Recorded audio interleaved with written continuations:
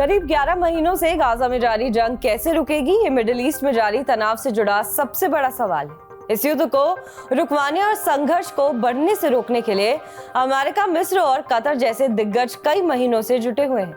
कई दौर की वार्ता चल रही है। पूरी दुनिया को इस बात का इंतजार है कि कैसे इजरायल और हमास के बीच युद्ध रुकेगा।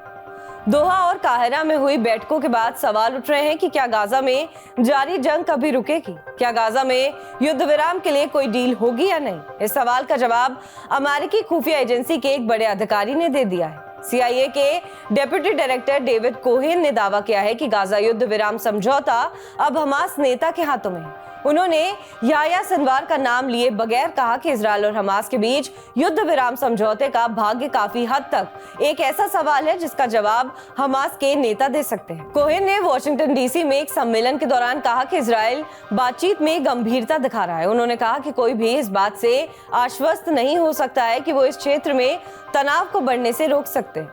सीजफायर डील के सवाल पर उन्होंने कहा कि इस डील के भाग्य का फैसला हमास के हाथों में। अमेरिका, मिस्र और कतर के मध्यस्थ दोनों पक्षों के बीच समझौता कराने के लिए काम कर रहे हैं। बुधवार को भी काहिरा में तीनों देशों के प्रतिनिधि सीजफायर डील पर बातचीत के लिए जुटे थे। इससे पहले हुई बैठक में हमास ने इजरायल की नई शर्तों को नामंजूर कर दिया और उसने कहा कि बाइडेन ने मई में जिस समझौते को प्रस्तावित किया था, इजरायल को उस पर राजी करने के लिए दबाव डाला जाना चाहिए। बहरहाल इस खबर पर आपका क्या कुछ कहना है, हमें कमेंट करके जरूर बताएं। बाकी देश और विदेश की तमाम बड़ी खबरों के लिए आप देखते रहें TV9 डिजिटल।